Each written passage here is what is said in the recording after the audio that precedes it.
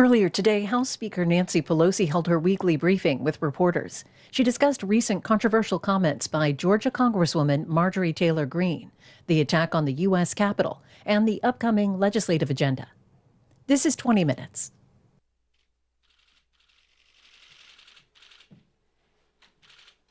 Good morning, everyone.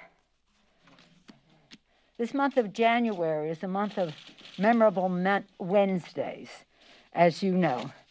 On January 6th, Wednesday, January 6th, our nation witnessed one of the worst assaults on our democracy and our Constitution in the history of the Republic. The following Wednesday, the House impeached Donald Trump for inciting the insurrection that week before. In just 1 week, he was impeached. And the Wednesday after that, Joe Biden and Kamala Harris were inaugurated as the President and Vice President of the United States. History making in so many respects. Yesterday on Wednesday, we celebrated the 1 week since the inauguration. In that 1 week, President Biden, starting on day one, President Biden and Vice President Harris have driven a bold agenda for progress and for justice, issuing transformative executive actions ranging from crushing the coronavirus, equity, racial equity in so many ways, and again, addressing the climate crisis. Legislatively, those are executive orders. Legislatively, we have been working, and I'm very proud of our committees who are diligently working on the coronavirus release legislation as a basis for reconciliation, should that be needed. We will pass a reconciliation bill under leadership in our House of John Yarmuth, Mr. Sanders in the Senate. We'll pass a reconciliation bill if we need it. We would hope that we would have bipartisan cooperation to meet the needs of the American people in terms of their health, in terms of distribution in an equitable way of the vaccine, continue with testing, tracing, treatment, et cetera, but also to meet their economic needs. So we would hope that, but we're not taking any tools off the table, should they not. While our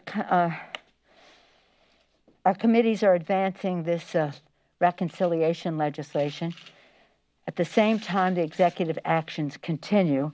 Today's executive action will open up the ACA's enrollment period and take additional steps to expand health care. We're very excited about that because, of course, we're in the middle of a pandemic, and we see this as a matter of life and death. Very different from the Trump administration, who fought the Affordable Care Act, still don't have the verdict from this Supreme Court to destroy the lifeline for affordable, quality health care for all Americans. So we're very excited about that particular health care initiative today, in addition to the others that the President has put forth in relationship to the coronavirus.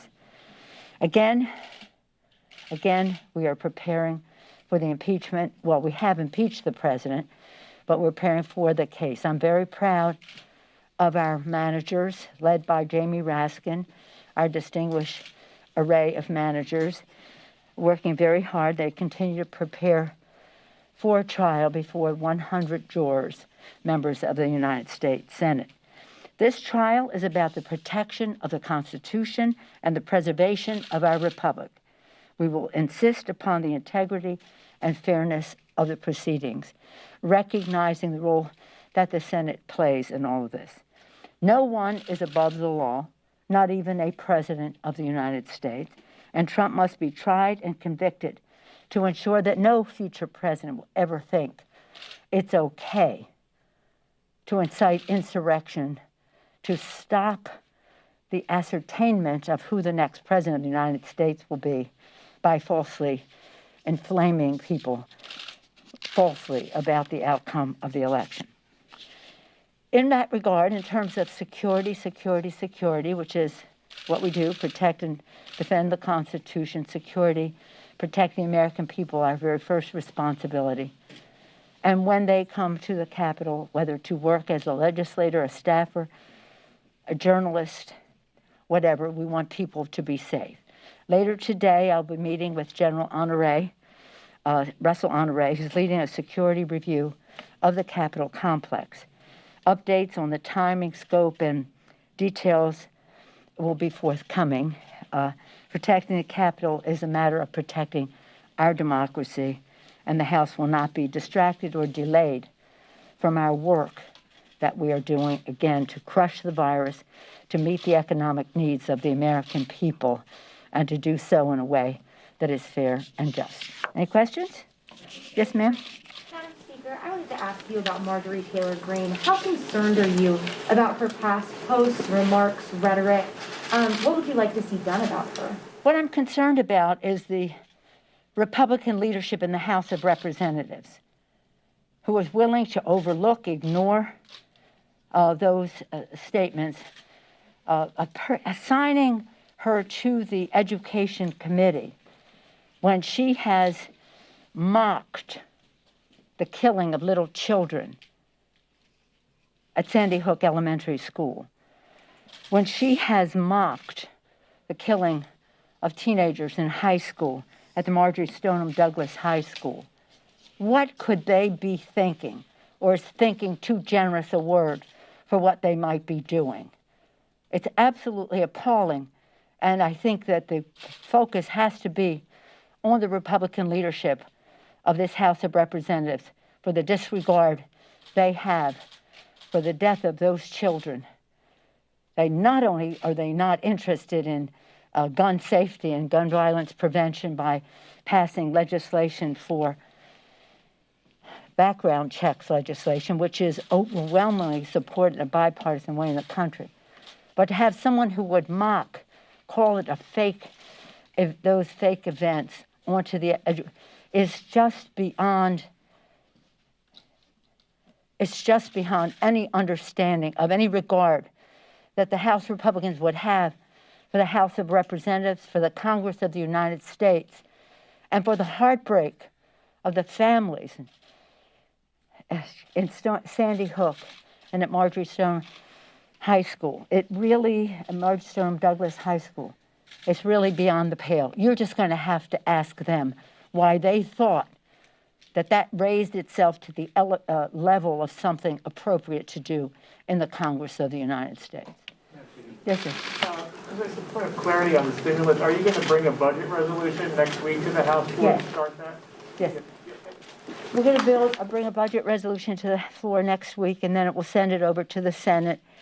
Then if they change it, then we'll take it back and address it by the end of the week. We will be. Hi, everybody. Hey, thanks very much for tuning in. My name's Mike. This is my YouTube page, Mox News. And this is your Wake and Bake News at 7 p.m. Welcome. I'm your host, Moxie. And tonight I have many videos for you. And we have limited amounts of time. So if you want to call, the number's right there on the screen. You'll have to call soon. Because I have many videos to squeeze in. And I have many... and hopefully we'll have a few callers. And we'll have a pleasant little discussion. And I have a few bong hits to take too. So I'm getting ready to do that now. So if anybody wants to join me, I suggest you prepare. Because I'm almost ready. Almost ready. God dang it. The heck is that? Hey, fucker. Almost ready.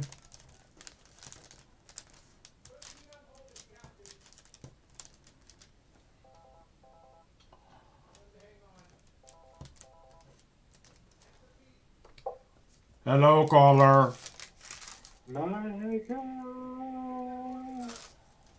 Michael.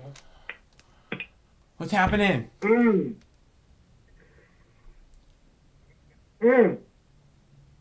hit that. All right. So I'm trying to say, one of the things I wanted to say was that Nancy Pelosi in that speech said that the enemy is within. You know, and they love using these cryptic terms like domestic terrorist and the enemy is within. And one of the things I want to point out is that when she's saying, when she's saying the enemy is within, she's talking about you. Okay? I want to make clear that before we move forward. Go ahead. There is no politician that I personally hate more than Nancy Pelosi. There could not be a more divisive figure in American politics, because I truly believe that the left and right are more unified than they would have the media. Look, we really agree more than the media would have us believe. But there's figures like Nancy Pelosi who say these types of statements that do nothing more than divide the American people, and it's nothing more than propagandist horseshit. They're nothing more than Americans. They're Americans, Michael. This is what I keep saying. Yeah, they're Americans, and that's what we're going to see more and more out of the media is Americans, angry, frustrated Americans, which, there's more and more of us by the day. Well, right? Yeah, well, and we're fucking storming the gates, dog. Yeah. Well, when you say not happy with it, you're right. That's correct. It's going to become a more common hurt. But look, we love our country, and we're Americans, and what we don't care for is this corporatist, fascist, fucking, fake leaders, fake representatives. Yes, exactly. Yeah. Look, we have our government doesn't represent us. Our government is led by corporate, multinational, banking, military, industrial. Our government doesn't represent us. They don't give a fuck about us, though. They don't give a fuck about us. Right. Y'all know that, man. Don't right. talk about that over and over again. Yeah. What they care about is establishing their dominance across the world. The bankers care about the U.S. dollar, and the people are fucking fed up with it, bro. It's over. I'm done with it. And you know what? I was just talking to my buddy. I want to tell you about this, right? I was talking to my buddy. My buddy's like a big time. I'm sick with him, right? Because all of a sudden he's like a big investor. He's big into investing in the stock market and shit. I'm like, bro, what the fuck are you doing? Like, all right, I don't know a lot about the stock market, right? But now is not the time to be investing in the stock market the way I look at it, because we got Joe Biden fucking pumping fucking billions, pumping cash into the Federal Reserve, and I see some inflation coming. And look, I'm no economist, but from what I'm seeing, I think shit's gonna get bad. And I would not be investing in the stock market at this point. I would not have confidence in it. The stock market seems very overinflated, and when you see this shit with GameStop and how they like this GameStop, yes, yeah. Dude, that's exactly what my buddy was telling me about GameStop. He was telling me to buy GameStop, and I was like, bro, fuck you. Please continue. Yeah, tell me what you were saying. Well, when you see what happened is the giant traders like Robinhood, and I don't know all the names, but one of the big traders right now is Robinhood, and they stopped, so you can't buy GameStop anymore. They stopped letting people buy it. You can only sell it, which means the price will only go down, and it's pretty fucked up because. They did it to protect giant investors, and this is the problem with when you're gambling, is that there's these people that the house has to look out for, and if they don't look out for them, they might stop investing, and then their house is fucked. They might stop gambling. Yeah, fuck that, bro. Exactly, that's what it is. It's not a market. It's not a real market. It's a fucking casino. It's a casino. When people are making bets like shorting a stock, that's a casino bet. That is a 100% casino bet right there. I'm surprised they don't have that bet in the casino. It's not an economy. That's the economy that we have as Americans. That's what we have to be fucking proud of. That's some fucking bullshit. That's not like me, bro. I get so mad at my friend. I'm like, bro, you're investing in this shit. You believe if you would put any money into this fucking market, you're not a fucking American. Fuck you. I'm a real American. I go into work every day and I fucking work. I actually make shit happen. I actually make shit for a fucking living. Everyone that does this type of bullshit, this investing nonsense, throwing your money around bullshit, you're not a real American. You're a fucking asshole. How about you actually go out there and fucking make something for a fucking living, you fucking cocksucker? I'm sick of these fucking leeches. All these leeches out there. These Wall Street leeches. Yeah, I'm sick of the I'm sick of the politician leeches. So and them too, and they're yeah. part of it. And you Fuck said them you too. said you hate Fuck all you said you hate You're all a bunch of Pelosi. fucking You said you cocksucking hate leeches. I Pelosi hope more you than all any of them, fucking die. right? You said you hate Pelosi more than any. For me, it's like they had this big rally in Iowa today to get rid of Liz Cheney, right? And some like Donald Trump Jr. called into the rally, and I hate Liz Cheney. And one of the things that they're saying is that if they hear in the mainstream media, that is the news models, they're saying, oh well, if Liz Cheney is the only one to get punished from this event on January 6th, that would be a terrible thing, right? Let me tell you something about Liz Cheney. Liz Cheney probably made more money than anybody else in Congress off the attacks of 9/11. Okay? So Liz Cheney is a giant fucking sack of shit. Her entire family is a fucking scourge on the human race. Okay? So I don't know. I mean, Nancy Pelosi, yeah, she's fucking, people are starving in the streets and she's showing off her $15 a pint ice cream. Whatever. Yeah, fuck you. Fuck Nancy Pelosi. Yeah, I but hope she Liz fucking Cheney burns is in a hell. fucking Fuck scumbag, that. and she got no business representing anybody. Anybody who, one of the people who profited the most off of 9/11 is number 3 in the House of Representatives? I don't fucking think so. Okay, get rid of that fucking war profiteering piece of garbage and lock her entire family in prison forever. Fuck yeah, bro. Fuck All Liz about Cheney. it. Yeah, I I'm telling. agree. We gotta hold these people accountable. I'm tired of seeing, wars that go on forever while people in Congress profit. Right now, they're calling Americans domestic terrorists.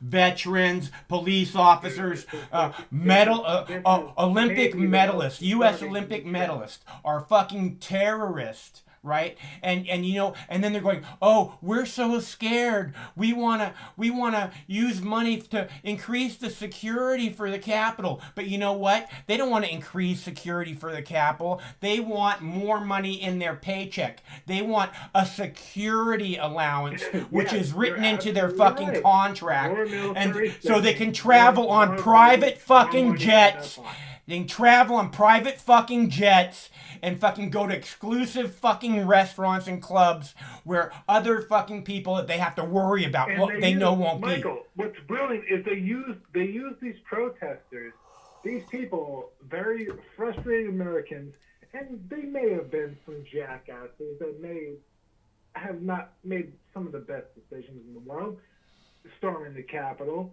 but they were just nothing more than some frustrated protesters, the way that I saw it.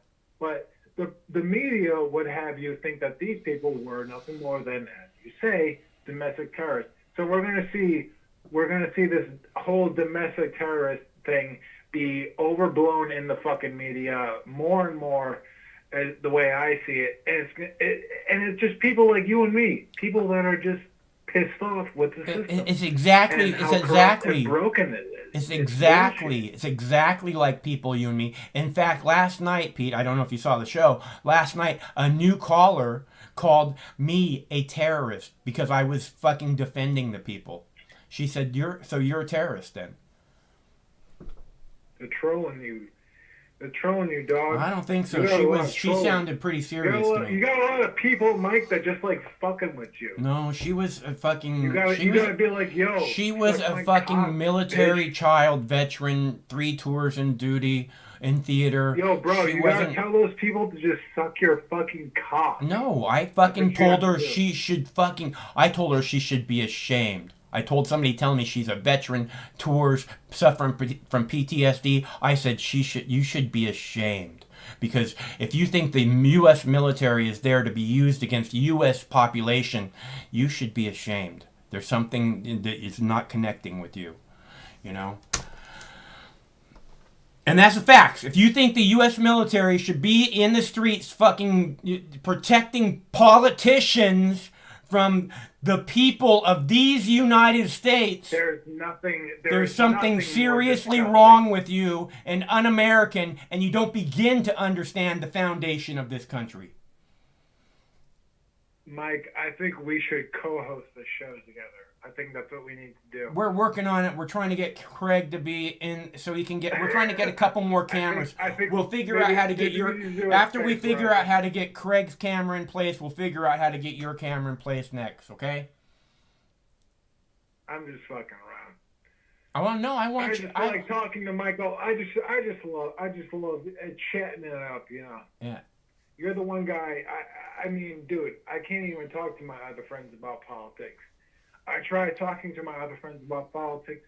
They're either super left, like, progressive AOC people, like, fuck you, or they're like, they just believe all this shit in the media. They just don't get it, bro. Well, let me tell you something. And I can't convince my friends of it. Let me tell you, Pete. From day one, I've been doing this on the YouTube for 17 years now, and from day one, I've been saying, the lines have been drawn. Either you stand on the side of freedom, or you stand with the police state. Okay, and anybody who's been around has heard me say that many times, and I think that that's a good way to address people like that. Is which side is it that you stand on? The police state side or the freedom side? That's the one thing that unifies us, because we do agree on the fact, I don't know, it's economic shit that divides us and gets us up. But we do agree on the police state thing. I think the left and right kind of agrees on that. But we have to recognize our economy's fucked up, bro. Our economy is fucked up, and that's because of the police state. That's because of the police state. It's because of a bullshit drug war. It's because of fucking never-ending wars for profit, which doesn't benefit the common man. You know what I think we need? I think we need to drag all these banker motherfuckers with their fucking, we need to drag them out, all these big toll rises by their fucking ties into the street, and we need to stomp them all out to death, and then send a message to the American public that we will not tolerate this type of corruption. And we need a new financial system. What we're gonna do is we're gonna get rid of the whole Federal Reserve System. It's fucked up. We have a bunch of banks that are anonymous, and they're not American banks either. We got Deutsche Bank and fucking a lot of American banks too, and we don't need these banks. These banks charge the American public interest for all the debt that's created in this country, and it's a fucking complete crime, Michael. Yeah. And we need to end that shit. And that's the big Federal Reserve conspiracy that I'm talking about. We need to end that shit. We need to end these bankers and fuck them. We don't need interest created on debt in our country. That's fucking bullshit. We need to end that. And if we end that, then we will have freedom in our fucking country. If we can end that. I don't see. If we can drag all the bankers into the fucking. Well, I don't see. I can agree with you that this. Look, it doesn't make any sense that the Federal Reserve somehow be a private corporation that makes money off the United States. That makes no sense whatsoever. It is. It is private. It's public. It's private. It's a private corporation. Yeah, it's a private corporation that makes money off the United States, the Federal Reserve, by setting the interest rates and such. It's a bunch of bullshit. Yes, but they are. It's a public institution, and they're also private banks, and they're not American. They don't give a fuck about us. They don't give a fuck about us, Michael. You know that. They don't give a fuck about us. Tupac. That was Tupac, right? I don't know. That should be the intro. You should start. You should start the intro to your show. You should start with some Tupac. They don't give a fuck about. That'll be so fucking hot, bro. That'll be popping. Well, I'll tell you what. If you sing it, we'll record it, and then we'll start the show with that. They don't give a fuck about it. Oh. Okay. You got the drop. We got it. Drop right there. We got it right They there. don't give a fuck about us. Oh, they don't give a fuck about us. All right, we got it. You know who cares? You know When you who going on cares? vacation? When you coming to Seattle, man?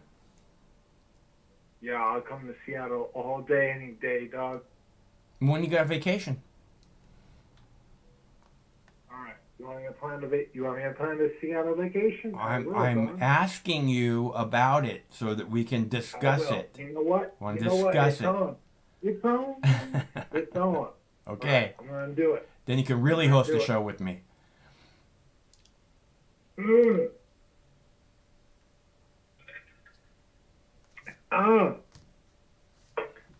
It's bong hit time. Let me take a bong hit. Oh.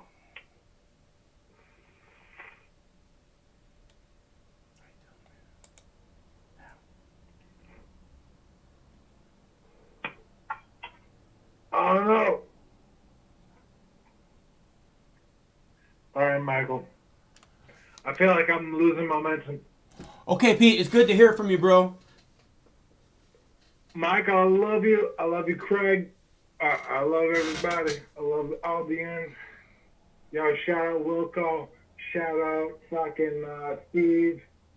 I love you guys. Fucking Edo Tulsi. Praise Allah. Fucking don't trust nobody. And fucking hate Joe Biden. Joe Biden can suck my dick. I love you guys. Peace out. Nice to hear from you, Pete. Stay cool, bro. I love it. All right. So I got a video about the Liz Cheney rally. In case you guys didn't see it, it's a very good video. I have a video about which I can't find the rally itself on C-SPAN or anything. I look real hard and it doesn't seem to be around. I'd really like to capture the entire video. It looks like there's a lot of copyrighted music, but I'm pretty good at fucking fixing that. So. But I have a video of that. I have a video about the Tokyo Olympics is not requiring athletes to be vaccinated against COVID-19 in order to participate, which I find very interesting. Again, I think they're having a very difficult time getting people to take this vaccine, and athletes who are, like that's their fucking, they're basically pro athletes. They're like body all the time, body, mind, center, saying, no thanks, I don't want the vaccine. That's why that the Olympics is saying it's not going to be required. Not because they don't want it required. In Tokyo, where they're pretty serious about that shit. All my drone videos are messed up. I don't have any drone videos. That one's stuck still. All the other ones are just that one's stuck still. But they're just like black. The other ones are just black. Oh, that one's stuck still. Okay, so that's what's going on with that for the moment. I will play. Let's see. I'll play the no vaccines at the Tokyo Olympics video for you, and we'll be. Hello, caller. Hey, man. Hey, man, what's happening? Hey, so I was listening to the other call regarding the hedgings and tradings and options and stuff. Uh-huh. And shorting. Uh-huh. I don't agree 100% with this person. You see, No, yeah, I don't. in order to make a... I Okay. I don't think people should be. Look, I believe in freedom, Manny. What I see happening with this GameStop thing is that the rich are being protected again. Well, yeah, there's always shenanigans, and there's always an army of lawyers, lobbyists, and Yeah. PR people trying to change the narrative on their favor. And regular folks don't have that option. Because if they had that option, it's just going to be an information warfare on both sides. And that's what's happening, though. Yeah. It's tilted or it's weighted towards one side. That's why I see it. Yeah, for sure. I It's, don't think it's so. not I don't just think it's tilt. weighted. It's not just tilted. It's Weighted. completely slanted. Yeah, I don't see it. I don't see it like completely rigged. I see it like very weighted towards one side, which is the hedge fund managers and stuff. So just a quick take what a hedge is. A hedge is something to protect yourself. When you're making a trade, a lot of cases people try to protect themselves against the other side. Think of it as buying an insurance. So you buy a house and you buy an insurance to, I don't know, avoid theft or avoid like a fire or avoid something something bad happened to your house. I get a counter bet. Okay, look at this. Shorting should not be allowed. It's just a casino fucking bet. It should not be allowed in the fucking market. It should not be there shouldn't be brokers should not be allowed to take that fucking bet. And this is exactly why, because it's like, oh, this one's almost guaranteed to make you money, and then all of a sudden, whoa, it's gonna cost you a ton of money. It's like, oh yeah, we can't have that, so we cut everything off. It's just a bullshit bet, and I don't like it, and it's just another fucking give me for the rich. No, hold on. I don't think buying shorts is a good idea though. What I say and suggest you is that take away the shorts from the regular people, and if you want to use those instruments, go ahead, get a license. Get a license to actually use those instruments. That's why we have the Series 7, that's why we have the Series 66, that's why we have the Series 4.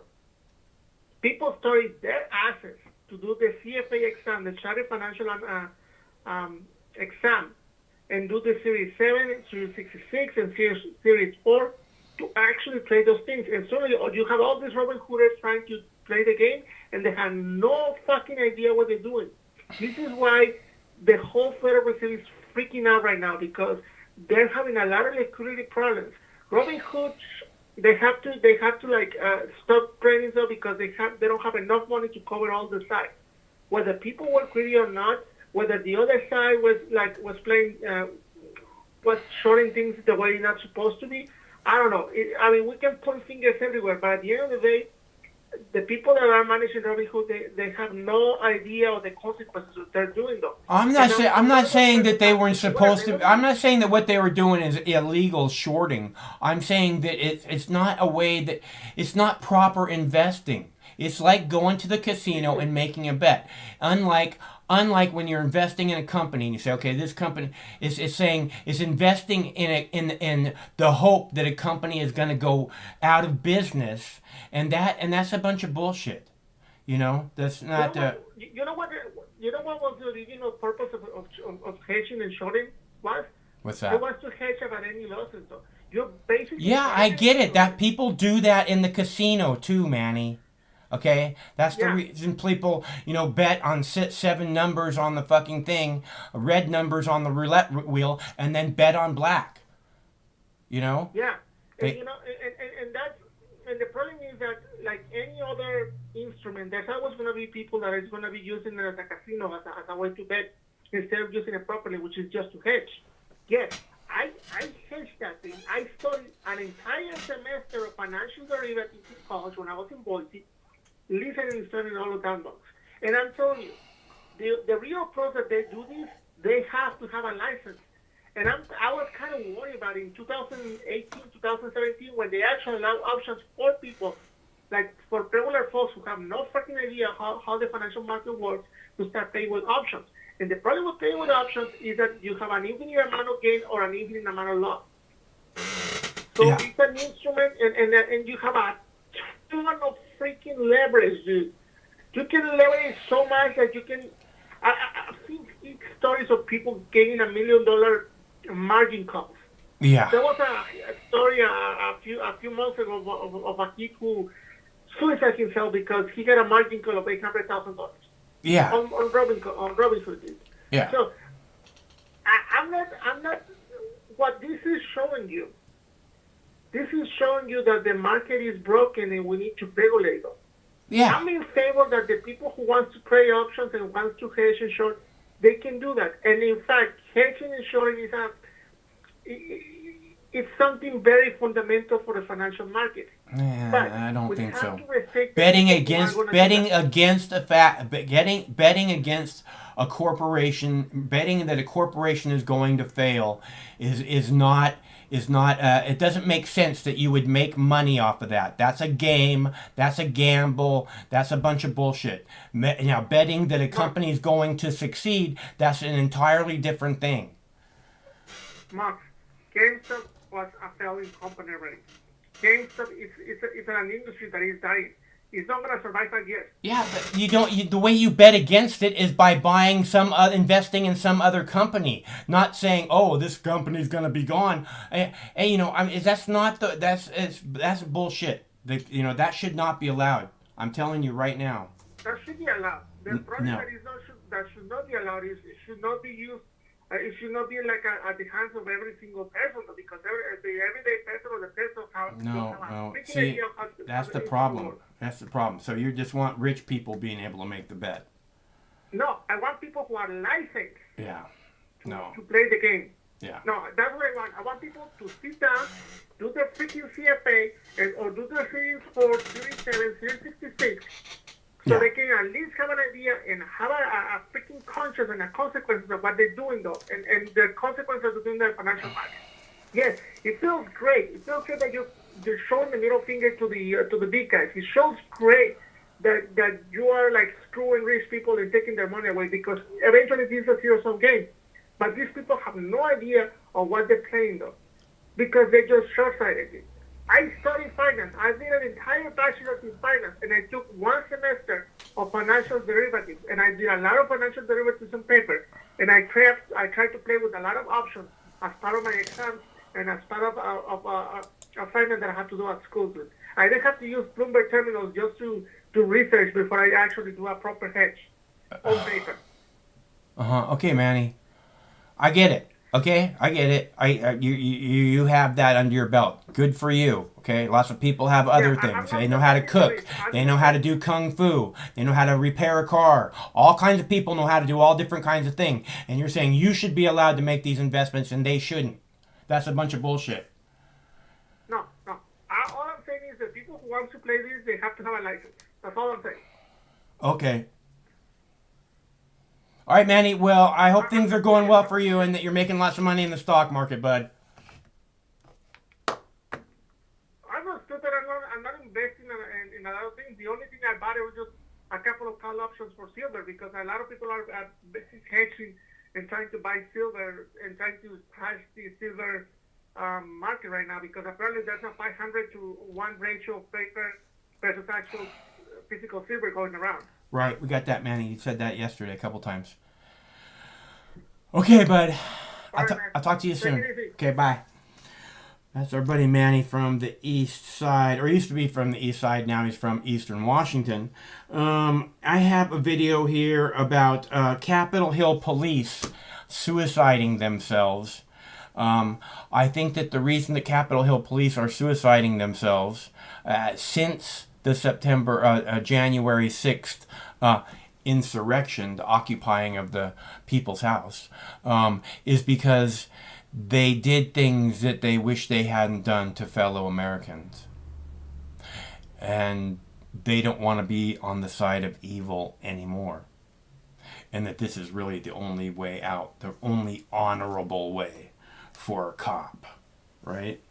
So that's what I see, but I thought that you guys would want to know. Capitol Hill police officers are killing themselves after the January 6th. They're committing suicide after the January 6th occupation of the People's House. Interesting, no? I'm Joe Khalil here in Washington, where continued threats against lawmakers are prompting different ideas now about how to further fortify the Capitol and add extra security measures to keep them safe. Thanks for joining us tonight. I'm Joe Donlin. And I'm Marnie Hughes. Rob has the night off. Our top story tonight, lawmakers' security, and News Nation's Washington, D.C. correspondent Joe Khalil standing by to kick off our coverage tonight. Joe, from the nation's capital.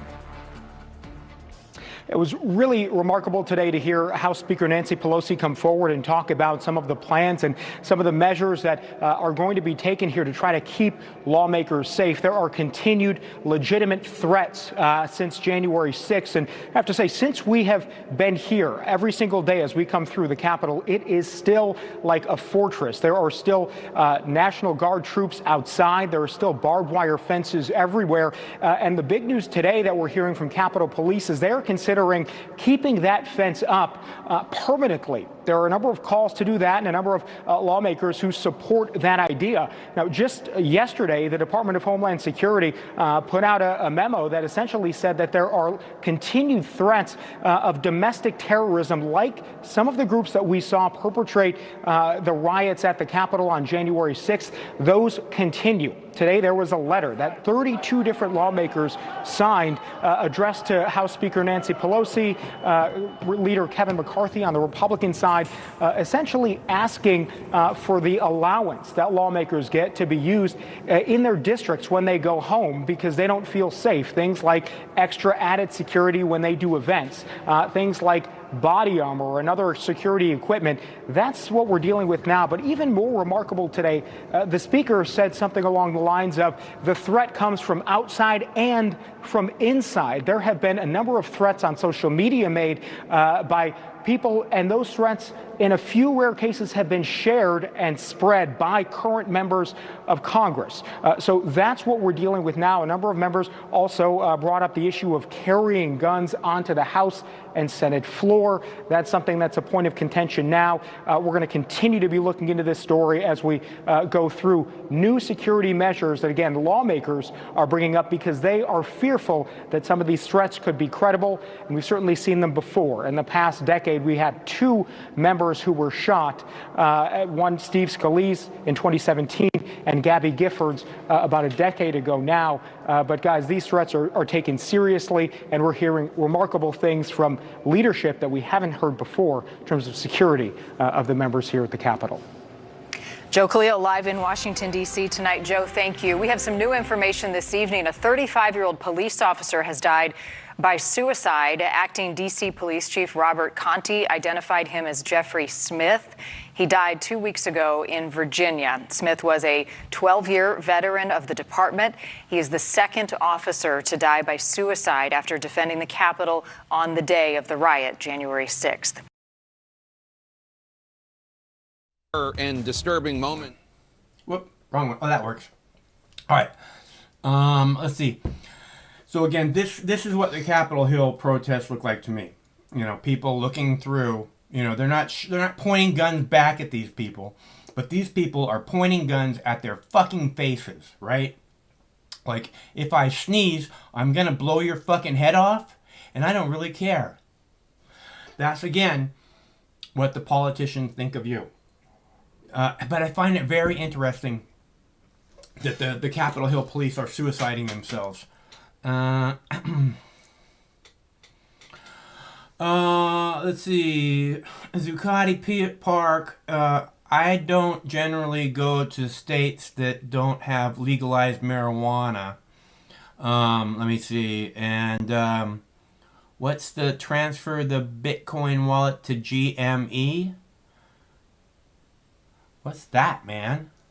What's the GME?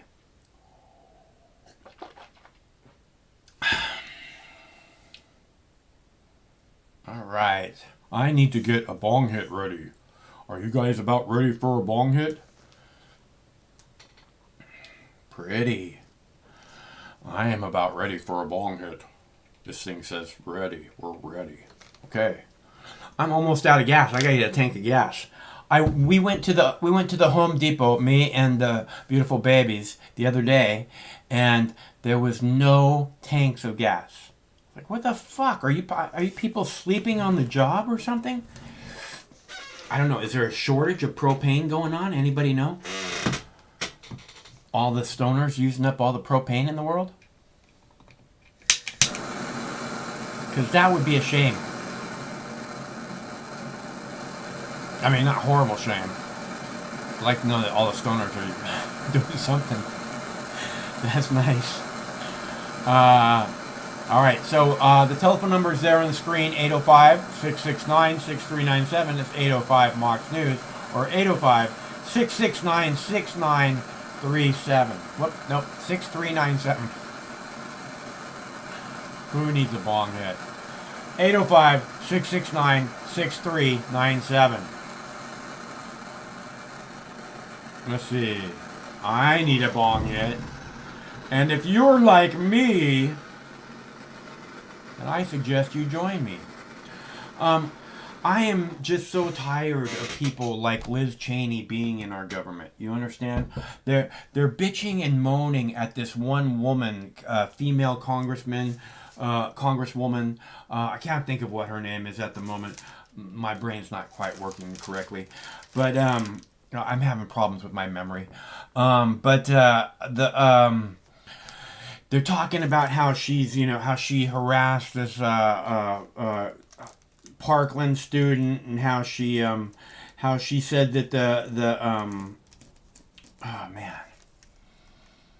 the other big school shooting was a hoax, Sandy Hook was a hoax, and she said no planes crashed into the Pentagon. They're trying to shut her up. They're trying to get rid of her. They're trying to make her the enemy. They're trying to make her, and again, the Democrats just scream about Donald Trump trying to disenfranchise millions of voters, right?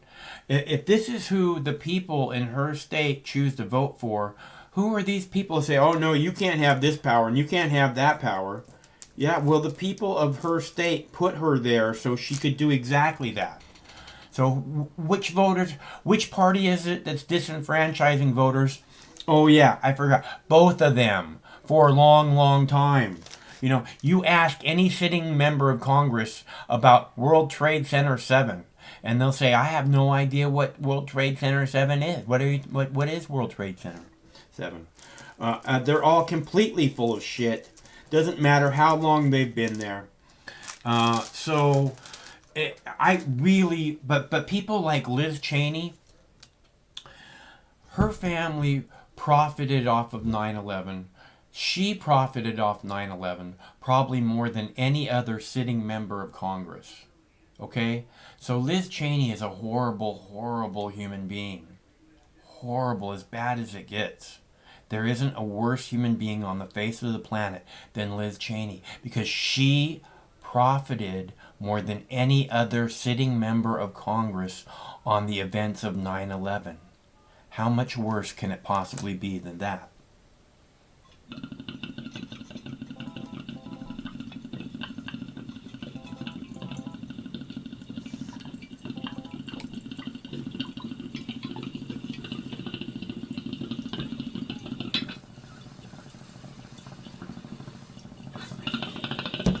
Hello, caller. Hey, Mox. Happy Bond Kid. Right on. Oh, man, dude. I'm actually feeling pretty high energy today. Like, I think we're in the middle of Occupy Wall Street 2.0, but instead of occupying some street on a city, they're actually in Wall Street, and they're fucking furious. And it's fucking beautiful to see. I think it's like, I think we're finally figuring out how to play the game, and they don't like it. No. We're asserting our powers. They're trying to stop it. Like literally, they like a ton of people today had their fucking Robinhood app literally sell their stock. They didn't ask them to sell their stock. They sold their stock, and they sold it for like $100. Wow. Or whatever the fuck it was going at that time. And they sent them some letter, and the people posted the letter, they redacted their name, and they were like, oh, due to the market volatility, we couldn't let you, have such risky, stocks. So we did this service by, relieving you of this, high risk fucking stock. And I'm like, holy shit, bro. And then, all the other apps blocked it, Yeah, I feel it too. There's something definitely in the air that's like something big is about to happen. Yeah, I mean, that's what I saw, with the various stock apps, and it's like you're seeing the push of the internet. The internet's still a new thing, right? You know, I mean, it's evolved. You know, I think we're now heading into what I'm going to call Internet 3.0. You know, where we have the original internet and the AOLs, you know, that was 1.0. And then we have the Facebooks and the Googles and the Twitters and the Amazons, and that was kind of like the 2.0. And I feel like we're going to move on to a 3.0, one that's even harder to control. You know, they try to get control here. They're failing. You know, they're trying to get control of the stock market. It's failing. You know, they thought they had all this power. But I don't know. I think you know, I mean, I'm seeing a rebirth, you know, a rebirth of hope. And it's a, you know, you know, it's like I'm seeing the way, you know, and I think others are too. And, yeah, I just think it's the most amazing story in the world right now. And, well, it feels like we're on the verge of something really big. So to me, for the last couple months, I've been talking about like this terrorist radar thing they have going on, but it feels like today, just today, it's like something even bigger just opened up. Like, you know, I don't know what it is, but we're close to something really big happening. And I'm not saying it's going to be a terrorist event. I'm not saying that. I'm just saying it could be it could be all the people coming together and sitting down. You know, I don't know, but we're getting close to something big happening here. Yeah, I was actually saying to myself today that I could feel a timeline shift, you know? Mm-hmm. Yeah. We entered a new timeline, you know, it's like, you know, felt it like at a cosmic level. It's like, hey, this is different, you know? Yeah. Like, yeah, I mean, like, I'm just thinking it's just more and more people are, you know, figuring out how to actually do it, you know? I mean, how, you know, like, if you're pissed at Wall Street, you can literally fuck them over just by knowing how they play the game. Like, you know, I learned more about the actual situation. GameStop and they had a list of companies, and GameStop was one of them. And they were all, like, oversold on shorts, where, like, more than 100% of it was shorted. Mm-hmm. And so, like, they legally had to buy it back at a later date, which is on Friday or Monday, or I don't know what the hell they're going to do. They're probably going to change the rules. But, like, they literally had to buy every piece of stock available. So people bought it and inflated it up knowing that they would have to buy it. Yeah. So, you know, they what they were doing when they do shorts, it actually hurts the companies, hurts their stock, hurts the business. I think it's I don't think it should be allowed at all. Yeah, I mean, I don't have an opinion on whether or not it should or should not be. I honestly haven't thought about it long enough to like really have an educated opinion on it. But like, if you had big money betting against your company, I bet you wouldn't have to think about it very long. Yeah. Like, and they run hit pieces. Like in the gaming journalism, they were like always doing hit pieces on like GameStop, like all the time. There you go. Know, like they were definitely trying to hurt, you know, the fucking GameStop business and the stock, you know, and they're owned by all the other major media corps too, you know. And I was actually thinking, just beyond this, you know, I don't know if this idea has gotten out there, you know, probably not the first, but I'm thinking with my video games, I'm going to go physical. Like, I've been buying digital, where I just don't, you know, have it loaded on things. Yeah. I'm going to go buy physical, and I'm going to buy it at GameStop. And then their earnings are going to go up. And then they're even more fucked. And then, you know, it'll be inconvenient. I got to put the cartridge in my Nintendo Switch instead of just hitting play next time I get the new Super Mario game. But it's not that big of a deal. Well, not only that though, you have to carry it with you too, because you can't just access it from if you travel somewhere, you can go, oh yeah, I own that game. Here, let's pull it up. You know what I'm saying? I think it's a small price to pay. Sure, I get why to do it. I'm just saying there's these convenience. It's like you said, yeah, I'm gonna have to get up out of my chair and put the thing in.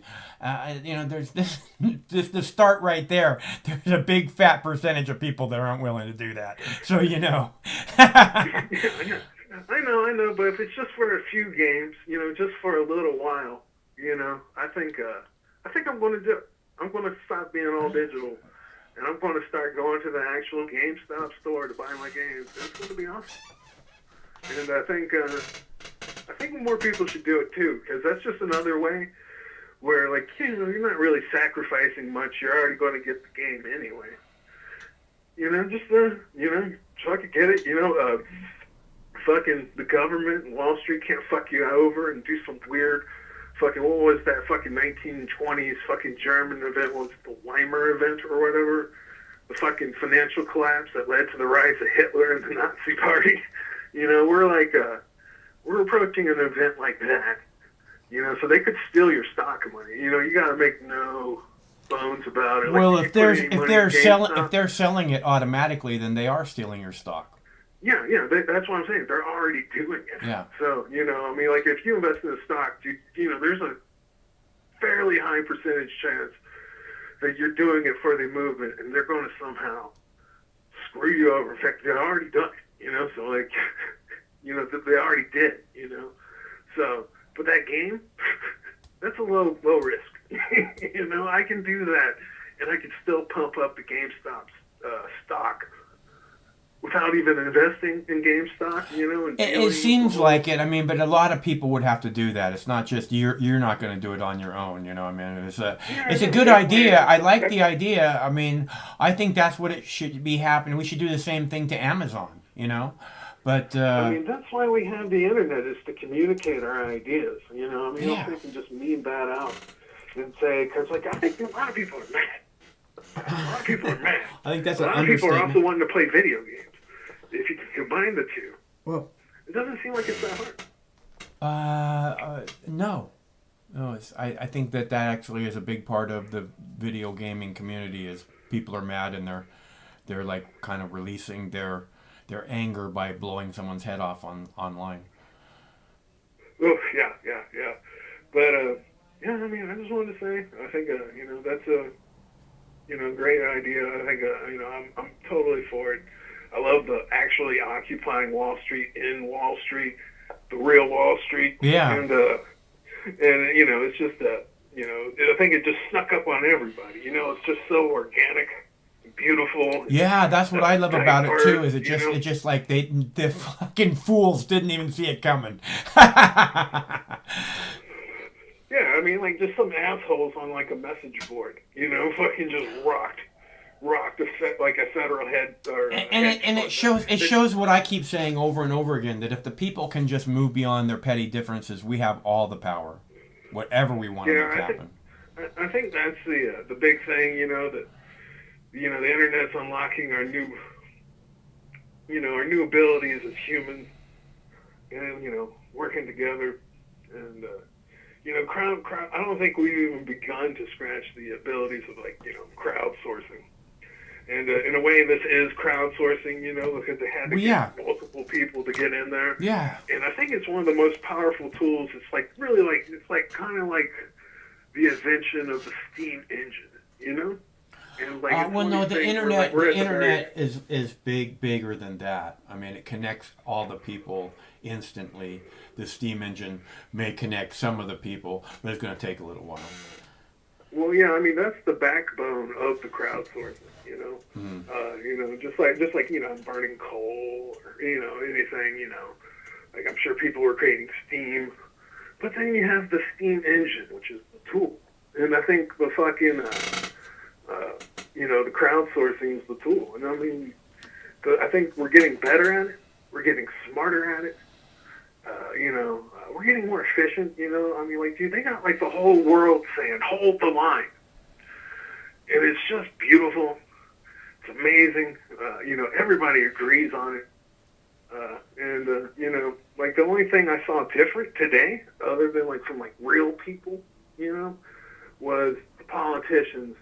And, you know, you played that video at the beginning, you know, where they're invoking the almighty and holy Sandy Hook. Yeah. You know, they love Sandy Hook.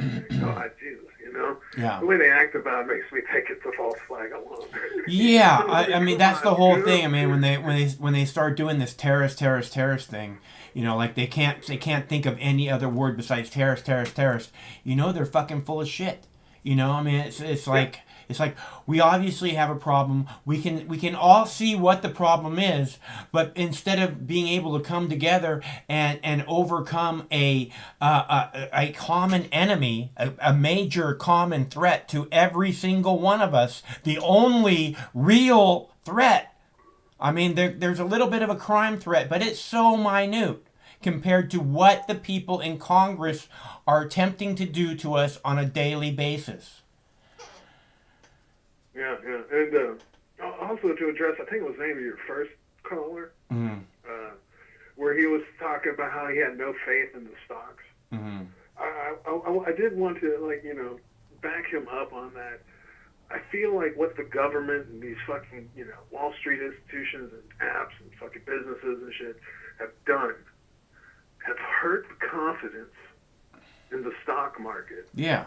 A million times more worse than like what Wall Street Bets did, right? With GameStop, a million times. Right.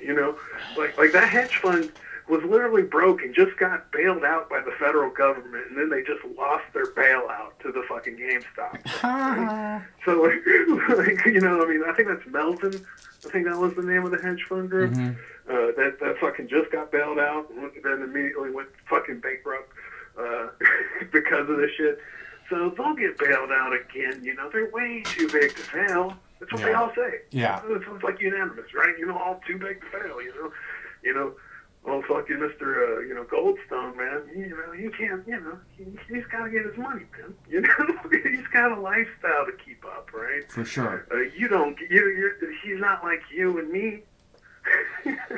So, whatever. But I just want to say I'm excited, feeling the high energy, feeling the timeline shift, and man. Hope you have a good one, man. Take a big ass bong rip for me, will you? I will take a big ass bong rip momentarily. All right, man. Thanks. All right, see ya. All right, so let's see. I have more videos to play, and phone numbers right there. We're waiting for phone callers.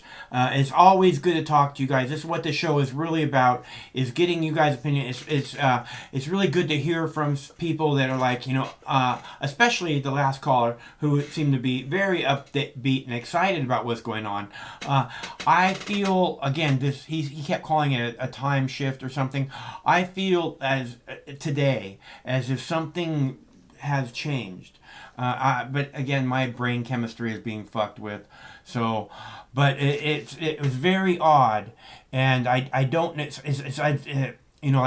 For a couple of months I've been talking about the terrorist radar thing going but it was like that terrorist radar just got blown off the charts to something way bigger is about to happen than terrorist. Humanity is going to take its next step forward in evolution, right? Wouldn't that be something to see? That's why I'm really here, is because I know something big is about to happen. That's why I came to this planet, to witness something amazing. And I feel like we might be getting really close to that moment. So, I play another video for you about the GameStop event, so you guys are a little bit caught up on it and what shorting means and the whole thing. I thought you might want to see it since I knew we'd be discussing some of it today. So here's a story about that. Let's go live to Wall Street. Right now, the Dow Jones is up more than 1.5%, close to 500 points, with just a few hours left in trading after another day of market mayhem. Stocks of some struggling companies, including GameStop, are now down roughly 30% today. Major trading platforms are restricting or cutting off transactions involving those high-flying stocks after the actions of some amateur investors. KOMO's Holly Menino takes us through the wild ride and where we might be headed. The financial world is in a frenzy. Let's get to GameStop. This GameStop is really something we must talk about. Shares of struggling video game retailer GameStop, which has closed more than 800 locations in the last 2 years, are exploding in value. The stock price is up 1,700% this year. GameStop more than doubled yet again yesterday. It is thanks to a growing group of young, mostly male, amateur day traders taking on some of Wall Street's most powerful hedge funds in an epic David versus Goliath showdown. President Biden's team was even asked about it. Our team is, of course, our economic team, including Secretary Yellen and others, are monitoring the situation. The young speculators are inspired by a community on Reddit called Wall Street Bets. It's followed by more than 4 million readers. Posts to Wall Street Bets recently exposed a serious exploitable vulnerability in GameStop stock. A number of influential Wall Street investors were heavily shorting it, which means they were betting the stock would crash. You borrow shares of the stock and you sell it. And if the price goes down, then you can buy it back at that lower price and pocket that difference.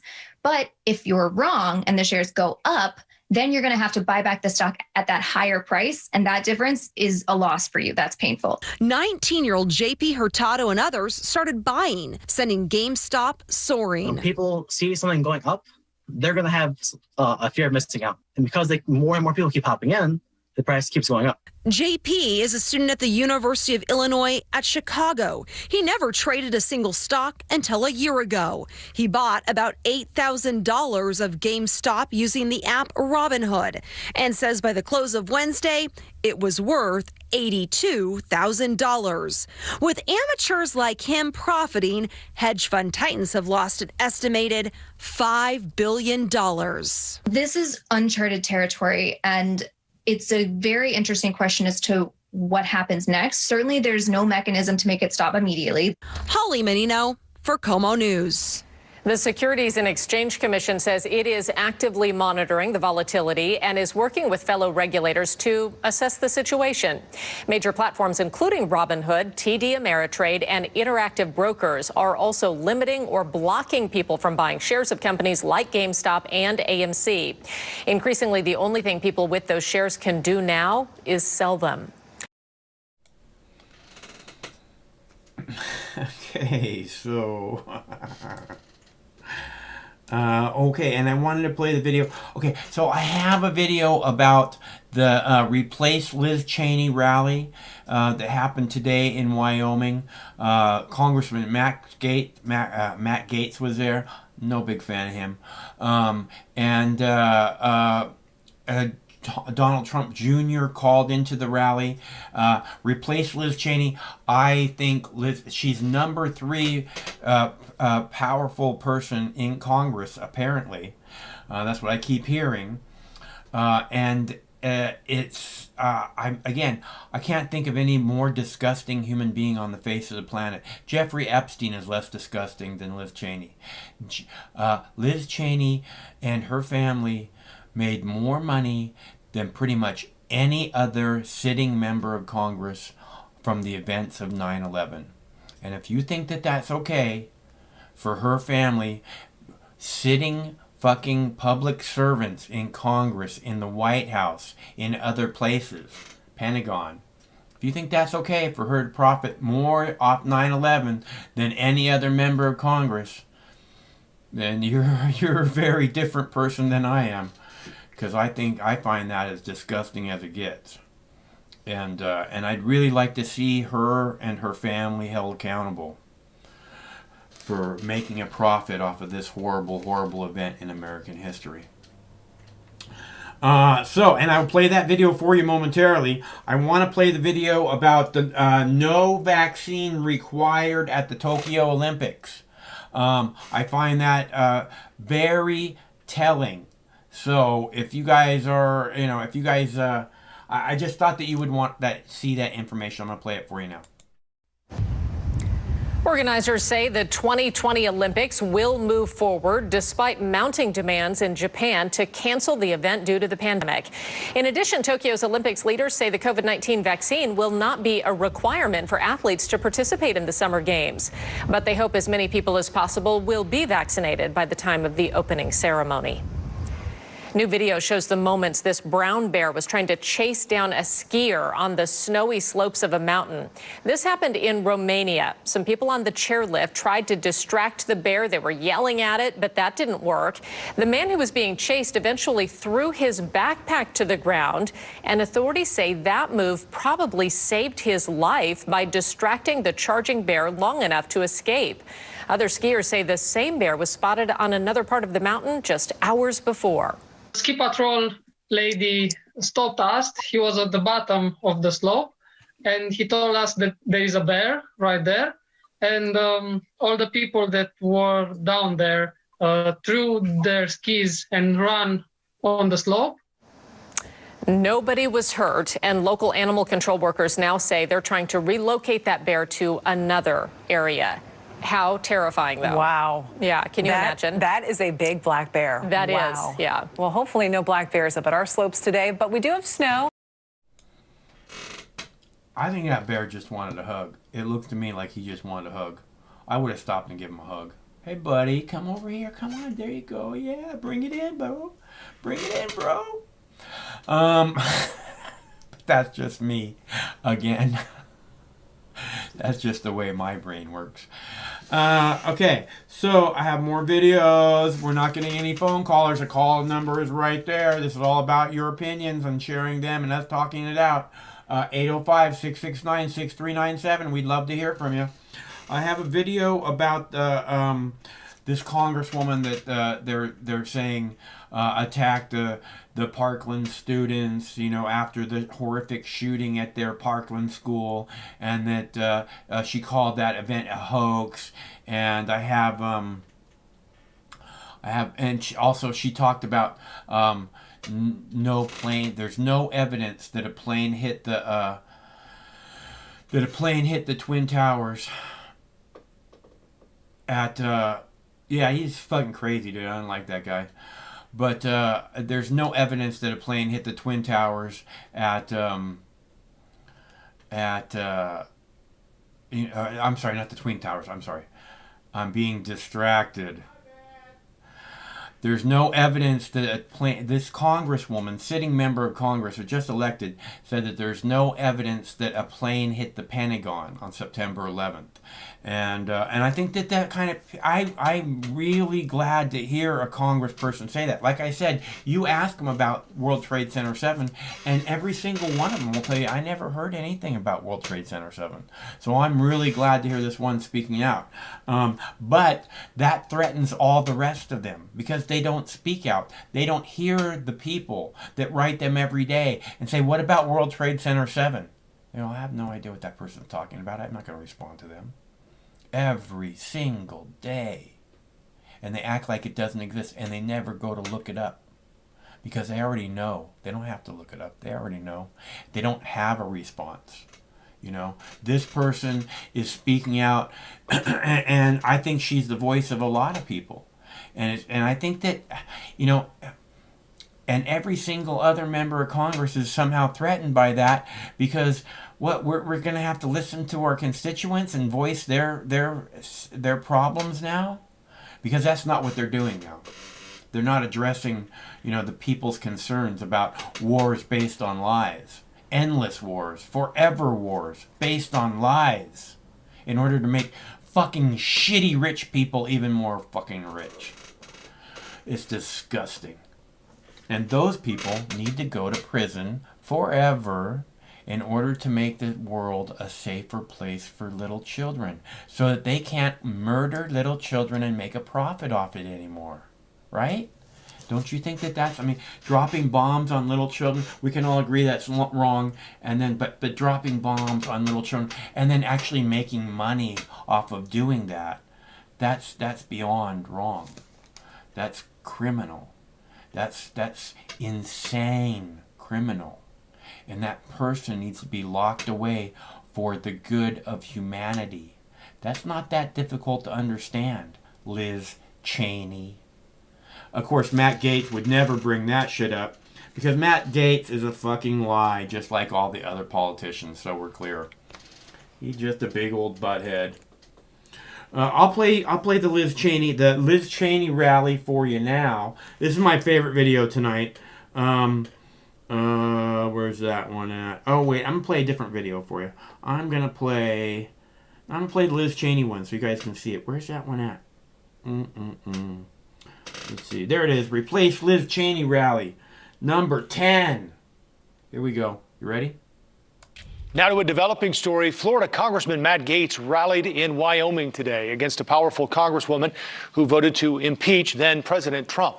10 House Republicans went against the party line earlier this month. The most prominent of those, Representative Liz Cheney of Wyoming. Cheney, of course, the daughter of former Vice President Dick Cheney, facing backlash for that vote, including the possibility of censure from the Wyoming Republican Party and being stripped of her job as House Republican Conference Chair.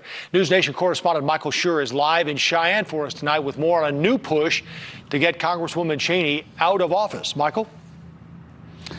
Exactly right, Joe. It's sort of an incredible thing, almost unprecedented, to think that in Wyoming, that the Wyoming Republican Party would be out there trying to censure a Cheney. But that's where the politics are right now. It's very divisive inside the Republican Party. A lot of people are not accustomed to this, right? The Republican Party is one that has often found success by marching in lockstep. That is no longer, and we're seeing it out on play in Washington, and we're also seeing it in one of the most Republican states in the country, and that's why Matt Gaetz came from the Panhandle to the Plains to talk to voters here.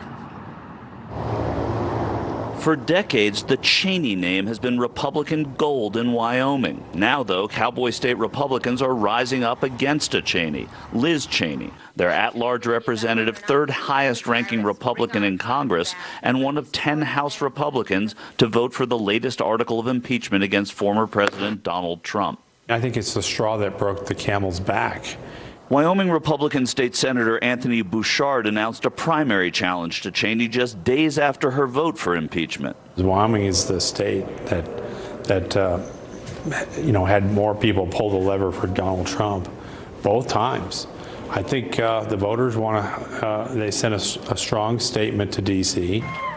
I love Wyoming! But this isn't just local politics. The movement to primary Cheney brought a Trump loyalist, Representative Matt Gaetz of Florida, to the Wyoming state capitol. I've been here for about an hour, and I feel like I already know the place a lot better than your misguided Representative Liz Cheney. Most of those gathered in Cheyenne are still hanging on to the defeated president as their standard bearer, and that's fine with Gaetz. I think this is Donald Trump's party, and I'm a Donald Trump Republican. I want to see the vision and the policies of our past president continue to inform on our values and our actions. Liz Cheney represents a reversion to yesterday's Republican Party. When you have a state that votes 70% Republican, you got to be careful when you're in a position representing the public that you do represent the public and not your own interests. Well, I'm a native of Wyoming, and I believe that she stepped the line when she wanted to impeach Trump. Truth be told, the records show that Representative Cheney voted more in line with President Trump than Matt Gaetz has in his 2 years. Wyoming State Representative Landon Brown is a Cheney-supporting Republican who isn't worried about the challenge. Yes, Representative Cheney cast a vote that was contrary to a very large portion of Wyoming's populace. But I will also say, in my support of Representative Cheney, I received a ton of support, and I know she is receiving a ton of support as well. Even Democrats say they don't take delight over the divide in the opposition. You are seeing now a resistance movement within the Republican Party creating a full-out civil war. And that's what's happening in Wyoming right now, is you're seeing Liz Cheney and a few others try to hold on to something that looks like the pre-Trump Republican Party. New York Democrat Sean Patrick Maloney chairs the Democratic Congressional Campaign Committee. I think Democrats need to provide a positive path forward for our country. And we can do that with reasonable, loyal opponents in the Republican Party the way we have for generations. Republicans are alarmed as well. House Minority Leader Kevin McCarthy, in a Wednesday call with members of his caucus, told them to, quote, cut that crap out, in reference to intra-party attacks going on. What's your reaction to Leader McCarthy? I think the people who assembled here to share in their patriotism wouldn't deem this crap at all. They would deem this as an exercise of their First Amendment rights. Matt Gaetz came to a state that is talking like he is about bucking the establishment. We see an establishment that always moves and it's like they all scurry in the same direction. And I think that the people are seeing that now, and they're tired of it. Representative Landon Brown isn't worried. There are absolutely no concerns on my opinion, and absolutely no concerns on those that know Representative Cheney, that she is and always will be a champion for the state of Wyoming. You know, this is one news story in 1 week in a very, very busy month of news, but I cannot be more emphatic about how important this is in defining the narrative of the politics to come in the next 2 years. Already you saw Leader McCarthy meeting with the president at former president at Mar-a-Lago today. These kinds of stories are the kinds of stories that are going to help to define the Republican Party. The important thing is Republicans know it. I know Marnie spoke earlier this week with Nicole Malliotakis, the newly elected representative from Staten Island, New York. She's condemning what Liz Cheney did by voting for impeachment, but she doesn't think she should be removed from leadership. You're starting to hear Republicans having to go on the record about other members of their party. That's something Republicans haven't had to do for quite a while, maybe going back to the days of John Boehner. So this is an interesting story, and we will continue following it on News Nation. From Cheyenne, I send it back to Chicago.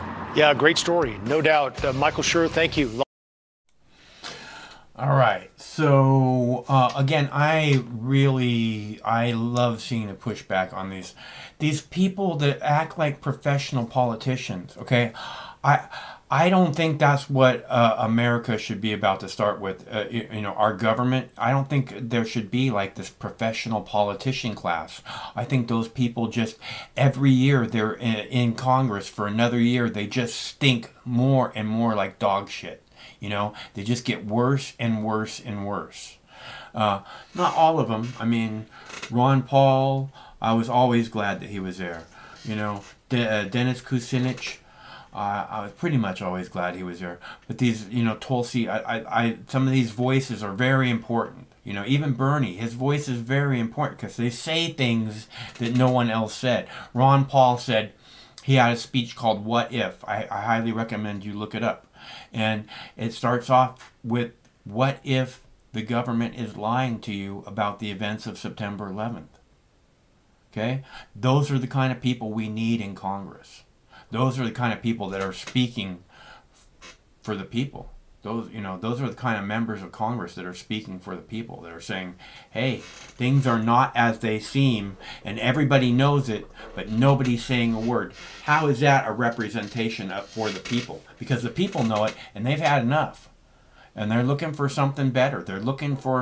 That's how Donald Trump got elected, because he was standing there and he was surrounded by these professional politicians.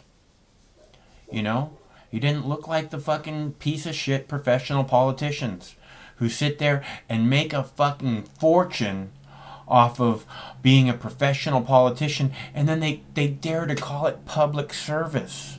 Oh, he's been a public servant for 15 years. Fuck you.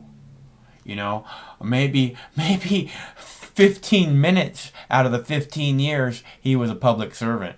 The rest of the time he was just looking out for himself in corporate interest. And we all know it. Okay, so I'll go ahead and play another video for you, because we're not getting any phone callers. The lines are open, 669-6397. That's 805-669-6397. Call now. And I have a video here about this congresswoman that I was just speaking about, and I thought you might want to know more about her. And disturbing moment in American history where lawmakers who have opposed former President Trump are not only expressing concern for their safety because of threats from far-right groups and radicalized members of MAGA, ones who staged a deadly attack on the Capitol 3 weeks and a day ago. These lawmakers are also scared, in some cases, of their own colleagues. Dozens of members of Congress are now asking to use their congressional allowances to beef up their own individual and office security. And today, House Speaker Nancy Pelosi said, for some members of Congress, the perceived threat is coming from inside the House. We will probably need a supplemental for more security for members when the enemy is within the House of Representatives, a threat that members are concerned about in addition to what is happening outside. Speaker Pelosi saying she's referring to members of Congress who want to bring guns onto the House floor and who have threatened violence against their colleagues. CNN reported this week that Republican Congresswoman Marjorie Taylor Greene of Georgia liked a social media comment in 2019 about shooting Speaker Pelosi.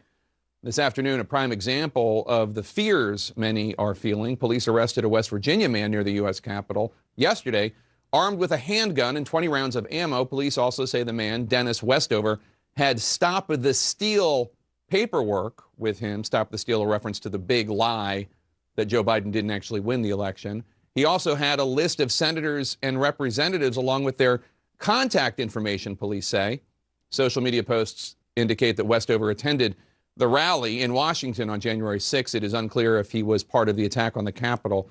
In light of that attack that killed 5 people, injuring more than 100 law enforcement officers, and frankly tore at the fabric of the United States, these concerns from lawmakers and law enforcement cannot be dismissed. And the insanity and mendacity that led to the attack, it's also ripping the Republican Party apart as the GOP struggles with blame and consequences for former President Donald Trump and other lawmakers who pushed that big lie.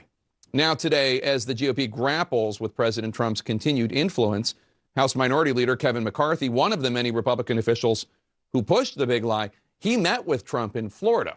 And as CNN's Jeff Zeleny reports, it's an attempt to make nice with Trump after McCarthy briefly criticized the president for not doing more to stop the attack once it had started.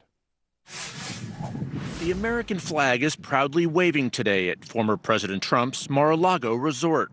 But the shining sun belies the storm brewing inside the Republican Party. Kevin McCarthy, the House GOP leader, made a pilgrimage to Florida, hoping to get back into the former president's good graces after angering Trump following the deadly attack on the Capitol. The president bears responsibility for Wednesday's attack on Congress by mob rioters. McCarthy has been backpedaling ever since, making clear he still sees Trump as the leader of the Republican Party, a view not shared by Senate Minority Leader Mitch McConnell, who hasn't spoken to Trump in more than a month. With his looming impeachment trial, Trump remains front and center in the Republican Party, even as it faces an identity crisis.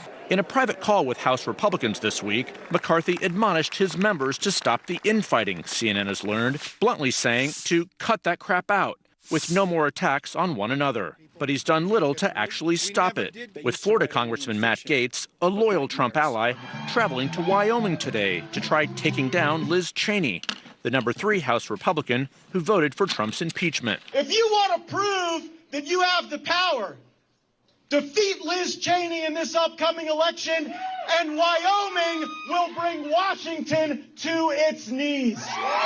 The GOP turmoil is playing out as a series of sideshows, none louder than Georgia Congresswoman Marjorie Taylor Greene, who deleted her social media posts after CNN reported she harassed victims of the Parkland school shooting and endorsed violence against Democratic lawmakers. You don't have anything to say for yourself?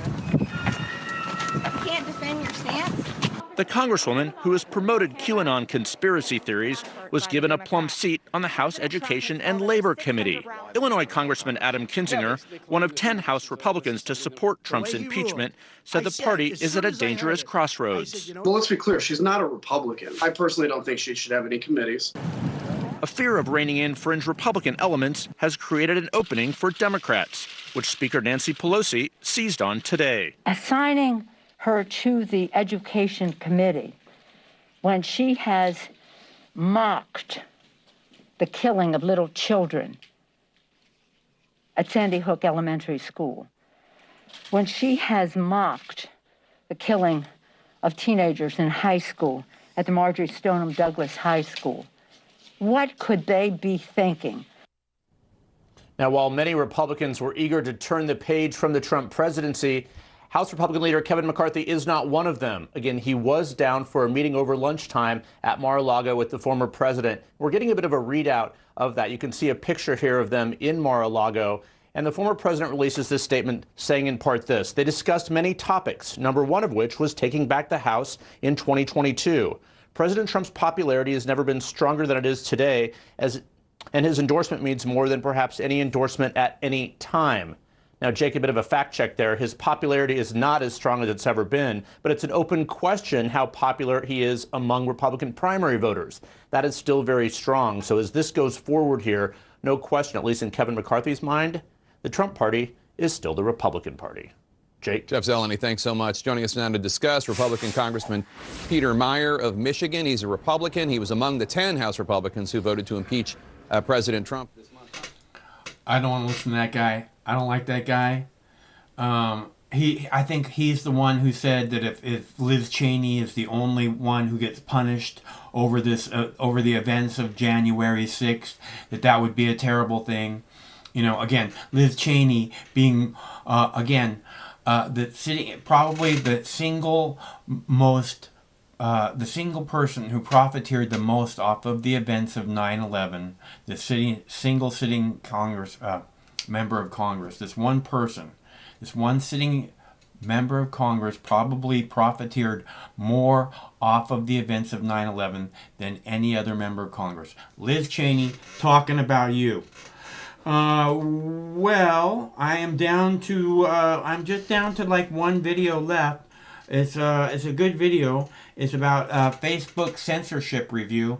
Facebook has started a new review. When you get censored, you can ask for an appeal to that censor, and they have like a board of people who look at it. And today they looked at, from what I understand, like 8 different appeals, and they said that 7 of them should be reinstated, something to that effect. So I have that video for you, and I'll play that in a minute. And that's about it, really. I mean, I have another video about the domestic terrorist threat, but it's another CNN video. You guys don't want to see another CNN video. I know that. Sometimes life can be a little overwhelming. Sometimes the weight of the world can be too much to bear. Sometimes you need to stop worrying and take a deep breath. Sometimes you need cannabis. Introducing Brightside, high-quality cannabis delivered right to your door. Brightside offers an extensive menu of strains and products to meet your needs.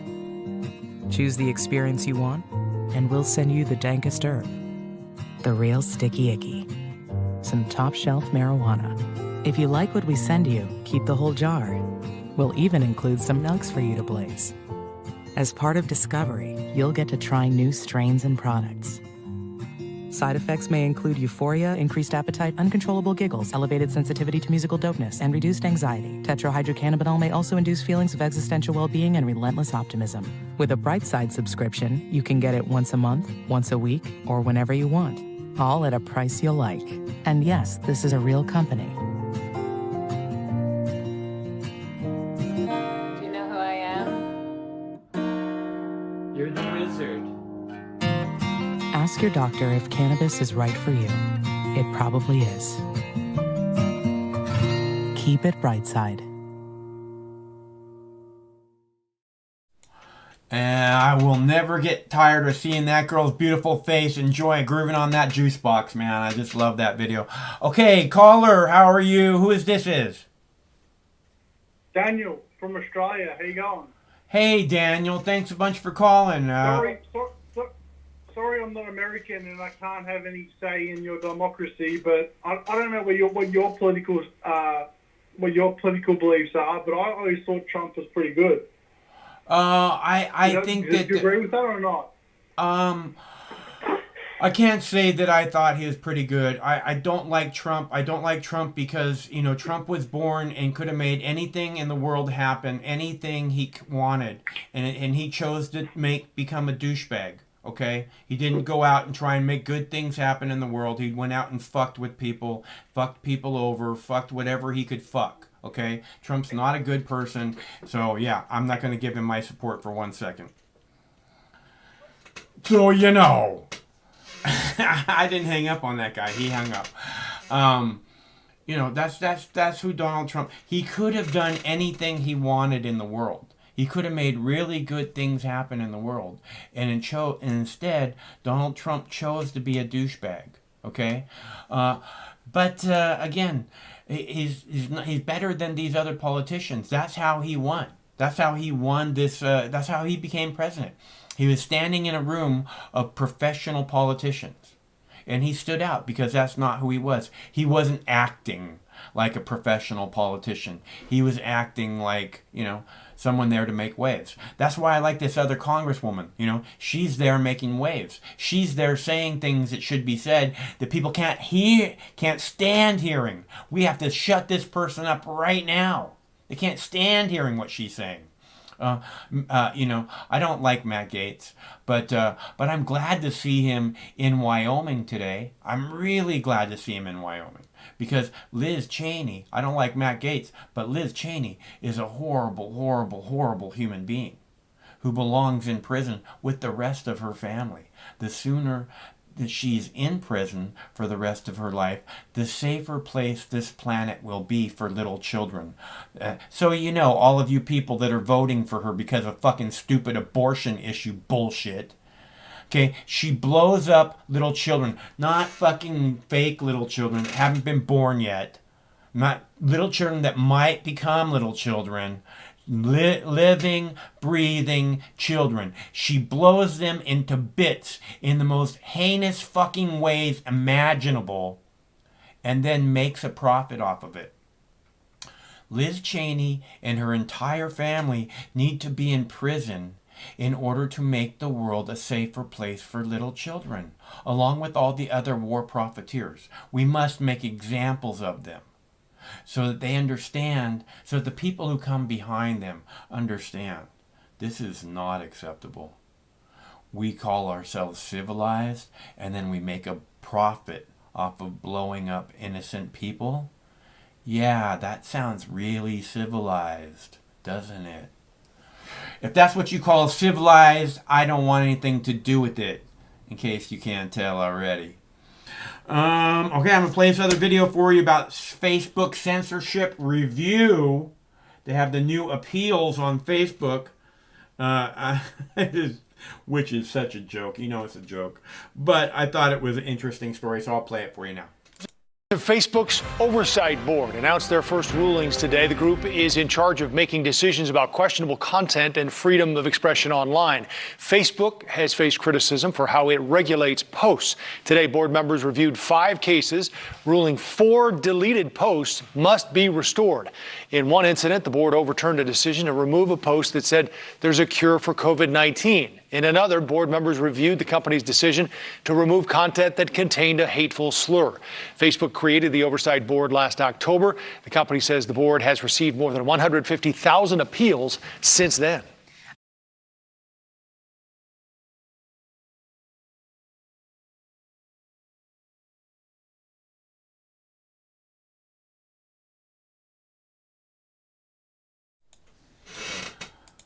Sorry about that. Okay, just finishing up here. Okay, so that's what I got. I have one more video about the domestic terrorist alert, but again, it's another CNN video. I don't want to irritate you guys too much with CNN crap. And we talked a lot about, the entire show yesterday was about the domestic terrorist alert issued by the Department of Homeland Security. And in case you guys didn't see that show, one of the phone callers, a new caller, actually called me a terrorist because I suggested that the people who occupied the House of Representatives were correct in doing so.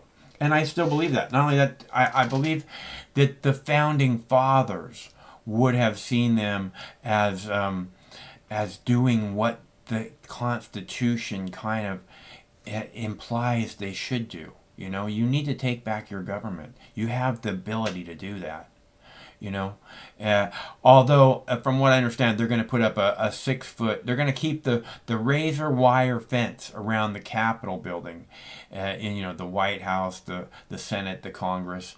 They're going to keep that, the House of Representatives. They're going to keep this razor wire fence around it permanently.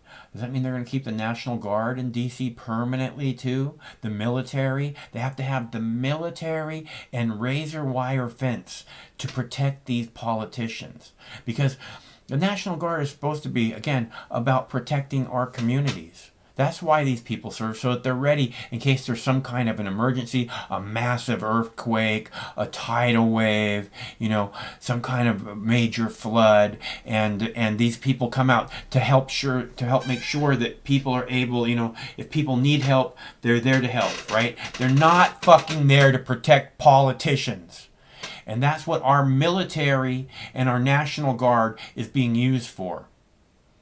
And I just am so disgusted by that. I can't even begin to explain how disgusted I am. And that's partially why, you know, the caller last night called me a terrorist. Because she was a veteran, and she seemed to believe that you know, the military is there to, you know, point their guns at U.S. citizens. And if you're in the military and you believe that, there's something wrong with you, because the U.S. citizens are the ones paying your paycheck. The U.S. citizens are the ones picking up the bill for your medical, because, you know, you went and served, and we appreciate that. So you can appreciate who it is that you serve for. If you're current military and you think that it's proper to point your guns at U.S. citizens, you know, you should not have that job. You should find a new career. Because you're there to protect us. Not to fucking keep us, not to protect fucking bullshit criminal politicians. And that's all I got to say about that. I'll play one more video for you. What the hell? A dramatic warning from U.S. security officials of an increased threat from domestic terrorists, angry over a lost election, emboldened by an attack on the Capitol. As new COVID variants spread, so does the frustration over access to much-needed vaccines, the latest from the U.S. and around the world. And how amateur investors are going big on GameStop and sending Wall Street into a spin. Live from CNN World Headquarters in Atlanta, welcome to all of you watching here in the United States, Canada, and around the world. I'm Kim Brunhuber. This is CNN Newsroom.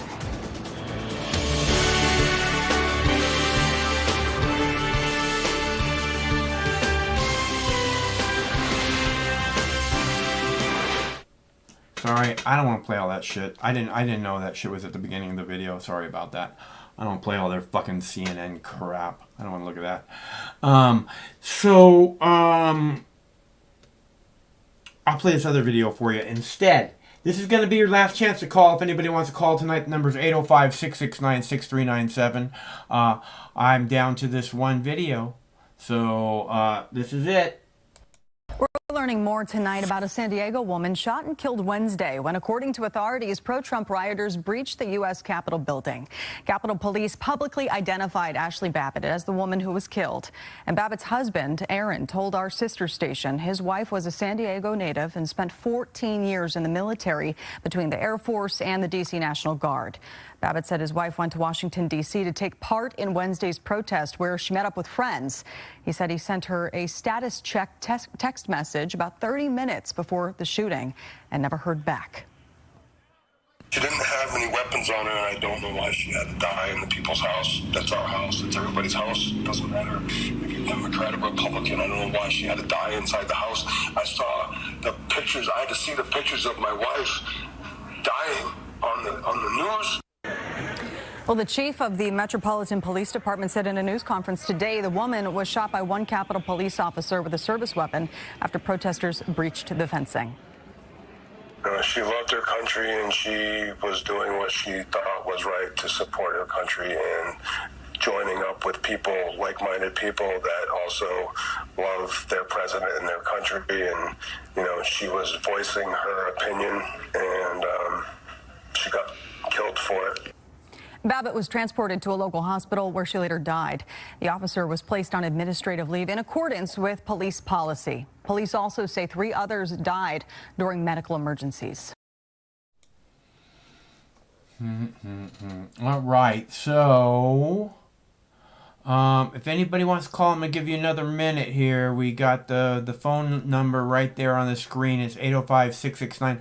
And that's what this is about. That's why I'm doing this. You know, I come out here and do the show completely different and just do a news show, you know, where I talk. But if we can start a conversation amongst all of us, you know, I just think that there's so much more to be gained from that than just me talking, you know. And I think that if I was talking to you in the chat, you know, if I was responding to what the chat is saying, that I don't think that it would be, again, a conversation. It would just be me telling you, answering your question that other people might not even be in on. You know, I really want us all to participate here so that we can make something cool happen. That's what this is about. So, since we don't have any callers, that means we'll be back tomorrow. We do this every Monday through Friday at 7 p.m. Pacific time. So we're back tomorrow, same Mox time, same Mox channel.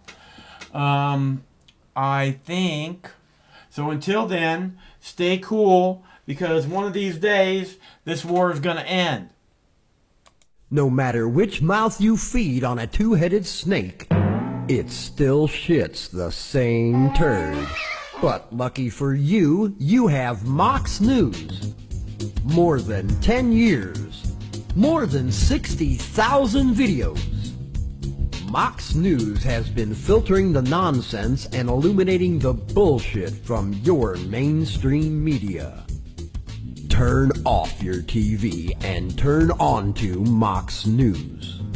For over a decade, documenting the socio-political events that have etched and carved the pathways that define today's modern mess, Mox News has been providing clarity while faithfully bringing you today's relevant stories 100% commercial-free and subscription-free.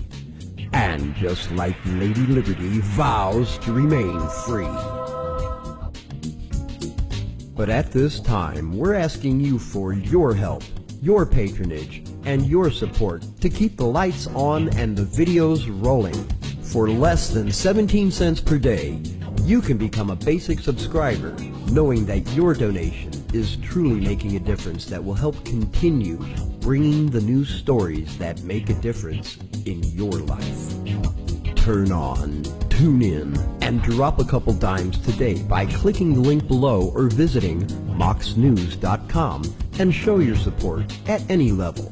From a single one-time donation or dedicated monthly subscriber, do it now in less than 2 minutes. All donations are safe, securely processed, and verified using PayPal, Visa, MasterCard, American Express, or Discover Card.